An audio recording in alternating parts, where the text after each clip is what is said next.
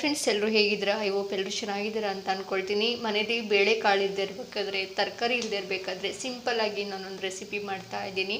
ಯಾಕಂದರೆ ಇದು ಹಳೆ ಕಾಲದಿಂದನೂ ಮಾಡ್ತಾ ಇರೋದೇ, ಇದೇನು ಹೊಸ್ತಲ್ಲ. ಹಾಗಾದರೂ ನಾನು ನನ್ನ ಸ್ಟೈಲಲ್ಲಿ ಹೇಗೆ ಕೈಗೊಜ್ಜು ಅಂತ ಹೇಳ್ತಾರಲ್ಲ ಆ ರೀತಿಯಾಗಿ ಡಿಫ್ರೆಂಟಾಗಿ ಮಾಡಿ ತೋರಿಸ್ತಾ ಇದ್ದೀನಿ. ಹೊಟ್ಟೆ ಹಸ್ದಾಗ ಏನೇ ಮಾಡಿಕೊಟ್ರು ಅದು ಚೆನ್ನಾಗಿರುತ್ತೆ ಅಲ್ವಾ? ಸೊ ಇವಾಗ ನಾನು ಸಾಂಬಾರು ರೆಸಿಪಿ ಅಂತ ಅನ್ಬೋದು, ಅಥವಾ ಗೊಜ್ಜು ಅಂತ ಅನ್ಬೋದು, ಹುಳಿ ಗೊಜ್ಜು ಅಂತಲೇ ಹೇಳ್ಬೋದು. ಸೊ ಇವಾಗ ಹೇಗೆ ಮಾಡೋದು ಅಂತ ನೋಡೋಣ ಬನ್ನಿ. ಮೊದಲಿಗೆ ನಾನಿಲ್ಲಿ ಹುಣಸೆ ಹುಳಿ, ಒಂದು ನಿಂಬೆಹಣ್ಣು ಗಾತ್ರದಷ್ಟು ಹುಣಸೆ ಹುಳಿನ ನೀರು ಹಾಕಿ ಕಿವುಚಿ ಎತ್ತಿಟ್ಕೊಂಡಿದ್ದೀನಿ. ಇದನ್ನು ನಾವು ಸೋದಿಸ್ಕೊಳ್ಳೋಣ ಈ ಬಟ್ಲಿಗೆ.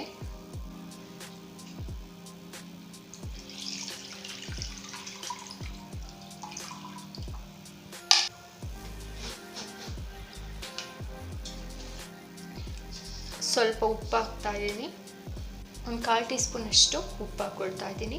ನಂತರ ಸಾಂಬಾರು ಪುಡಿ ಅರ್ಧ ಟೀ ಸ್ಪೂನಷ್ಟು ಸಾಂಬಾರು ಪುಡಿ ಹಾಕ್ತಾ ಇದ್ದೀನಿ.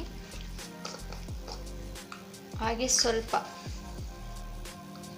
1/4 ಟೀ ಸ್ಪೂನಷ್ಟು ಅಚ್ಚಕಾರದ ಪುಡಿ ಹಾಕ್ಕೊಳ್ತಾ ಇದ್ದೀನಿ.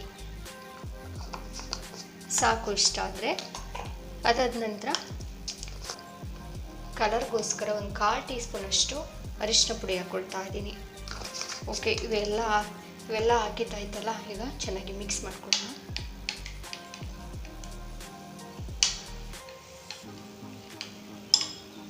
ಇದಕ್ಕೆ ಬೆಳ್ಳುಳ್ಳಿ ಹಾಕಿದ್ರೆ ಒಗ್ಗರಣೆಗೆ ತುಂಬಾ ಚೆನ್ನಾಗಿರುತ್ತೆ. ಈಗ ಬೆಳ್ಳುಳ್ಳಿ ರೇಟ್ ಮಾತಾಡ್ಸೋಕ್ಕೆ ಆಗ್ತಾ ಇಲ್ಲ, ಅಷ್ಟೊಂದು ರೇಟ್ ಆಗಿದೆ. ಸೊ ನಾನು ಬೆಳ್ಳುಳ್ಳಿನ ಸ್ಕಿಪ್ ಮಾಡ್ತಾ ಇದ್ದೀನಿ. ನಿಮ್ಮ ಮನೇಲಿ ಬೆಳ್ಳುಳ್ಳಿ ಇದ್ದರೆ ಹಾಕೋಬೋದು. ಓಕೆ, ಇವಾಗ ನಾವು ಮಿಕ್ಸ್ ಮಾಡ್ಕೊಂಡಾಯಿತು. ಒಗ್ಗರಣೆಗೆ 2 ಈರುಳ್ಳಿ, ಸಣ್ಣ ಈರುಳ್ಳಿ ಇರುತ್ತಲ್ಲ, ಸಾಂಬಾರು ಈರುಳ್ಳಿ, ಅದನ್ನು ತೊಗೊಂಡಿದ್ದೀನಿ, ಚಿಕ್ಕದಾಗಿ ಕಟ್ ಮಾಡಿ ಎತ್ತಿಟ್ಕೊಂಡಿದ್ದೀನಿ. ಹಾಗೆ 1 ಹಸಿಮೆಣಸಿನ್ಕಾಯಿ, ಸುಮ್ಮನೆ ಖಾರದ ಪುಡಿ ಹಾಗೆ ಸಾಂಬಾರು ಪುಡಿ ಎಲ್ಲ ಹಾಕಿದ್ದೀವಲ್ಲ, ಸುಮ್ಮನೆ ರುಚಿಗೆ ತಕ್ಕಷ್ಟು ಒಂಥರ ಡಿಫ್ರೆಂಟ್ ಫ್ಲೇವರ್ ಬರುತ್ತೆ, ಅದಕ್ಕೋಸ್ಕರ 1 ಹಸಿಮೆಣಸಿನ್ಕಾಯಿ ತೊಗೊಳ್ತೀನಿ. ಹಾಗೆ 1 ಒಣಮೆಣಸಿನ್ಕಾಯಿ ಕೂಡ ಆ್ಯಡ್ ಮಾಡ್ಕೊಳ್ತಾ ಇದ್ದೀನಿ, ಇದರಲ್ಲಿ ತೋರಿಸ್ತಾ ಇಲ್ಲ ಅಷ್ಟೇ. ಹಾಗೆ ಸ್ವಲ್ಪ ಕರಿಬೇವು ಕೂಡ ತಗೊಳ್ಳಿ. ಸ್ಟವ್ ಮೇಲೆ ಬಾಣಲಿ ಇಟ್ಟು 2 ಟೀ ಸ್ಪೂನಷ್ಟು ಎಣ್ಣೆ ಹಾಕ್ಕೊಳ್ತಾ ಇದ್ದೀನಿ. ಗೊಜ್ಜಿಗೆ ಎಣ್ಣೆ ಸ್ವಲ್ಪ ಜಾಸ್ತಿ ಹಾಕೊಳ್ಳಿ, ಚೆನ್ನಾಗಿರುತ್ತೆ.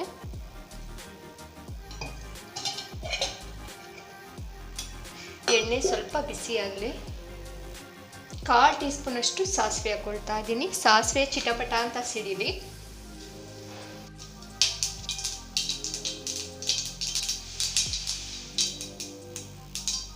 ಇವಾಗ 1 ಹಸಿಮೆಣಸಿನ್ಕಾಯಿ ಹಾಗೆ 1 ಒಣಮೆಣಸಿನ್ಕಾಯಿ ಆ್ಯಡ್ ಮಾಡ್ಕೊಳ್ತಾ ಇದ್ದೀನಿ.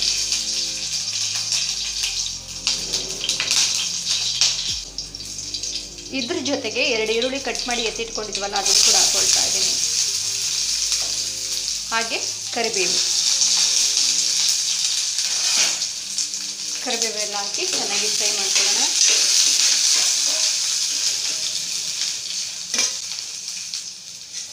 ಚೆನ್ನಾಗಿ ಫ್ರೈ ಮಾಡ್ಕೋಬೇಕು.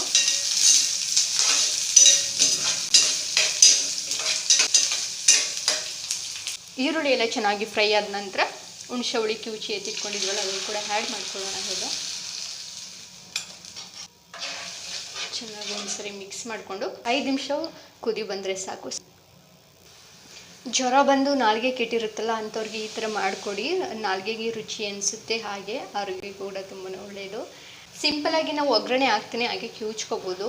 ಹಸಿಮೆಣಸಿನ್ಕಾಯಿ ಹಾಗೆ ಈರುಳ್ಳಿ, ಸ್ವಲ್ಪ ಹುಣಸೆಹಣ್ಣು, ಉಪ್ಪು, ಹಾಗೆ ಸ್ವಲ್ಪ ನೀರು, ಹಾಗೆ ಉಪ್ಪು, ಇದೆಲ್ಲ ಕಿವುಚಿ ಎತ್ತಿಟ್ಕೋಬೋದು. ಆದರೆ ಈ ಥರ ಮಾಡಿಕೊಂಡ್ರೆ ತುಂಬ ಚೆನ್ನಾಗಿರುತ್ತೆ. ಸ್ವಲ್ಪ ಹಸಿ ಗೊಜ್ಜಿಗೆ ಸ್ವಲ್ಪ ಎಣ್ಣೆ ಬಿದ್ದರೆ ಚೆನ್ನಾಗಿರುತ್ತೆ, ಅದಕ್ಕೋಸ್ಕರ ನಾನು ಫ್ರೈ ಮಾಡ್ತಾ ಇದ್ದೀನಿ ಅಷ್ಟೇ.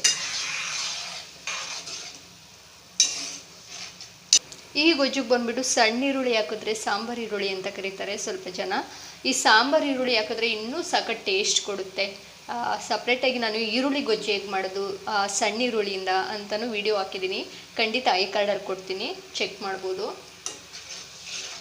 ಇದಕ್ಕೆ ಸ್ವಲ್ಪ ನೀರು ಬೇಕು ಅಂದರೂ ಆ್ಯಡ್ ಮಾಡ್ಕೋಬೋದು, ಯಾಕಂದರೆ ಖಾರವಾಗಿರುತ್ತೆ. ಹುಳಿ ಖಾರ ಸ್ವಲ್ಪ ಜಾಸ್ತಿನೇ ಹಾಕಿದ್ದೀನಿ ಖಾರನ.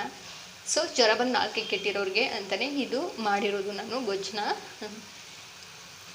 ಇದಕ್ಕೆ ಸ್ವಲ್ಪ ನೀರು ಹಾಕ್ಕೊಳ್ತಾ ಇದ್ದೀನಿ. ಬಾದಾಮಿ ಗ್ಲಾಸಲ್ಲಿ 1 ಗ್ಲಾಸಷ್ಟು ನೀರು ಹಾಕ್ಕೊಳ್ಳಿ.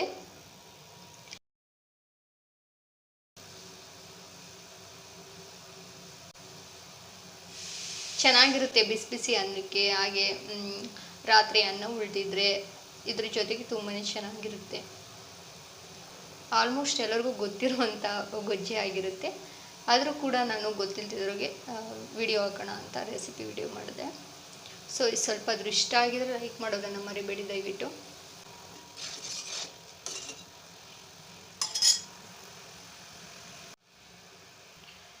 ಇಷ್ಟು ಬೆಂದರೆ ಸಾಕು. ಓಕೆ, ಇವಾಗ ಸ್ಟವ್ನ ಆಫ್ ಮಾಡ್ಕೊಳ್ತೀನಿ. ಬೌಲ್ಗೆ ಸರ್ವ್ ಮಾಡ್ಕೊಳ್ತಾ ಇದ್ದೀನಿ. ರೆಸಿಪಿ ಇಷ್ಟ ಆಗಿದ್ರೆ ಲೈಕ್ ಮಾಡೋದನ್ನು ಮರಿಬೇಡಿ. Thank you so much.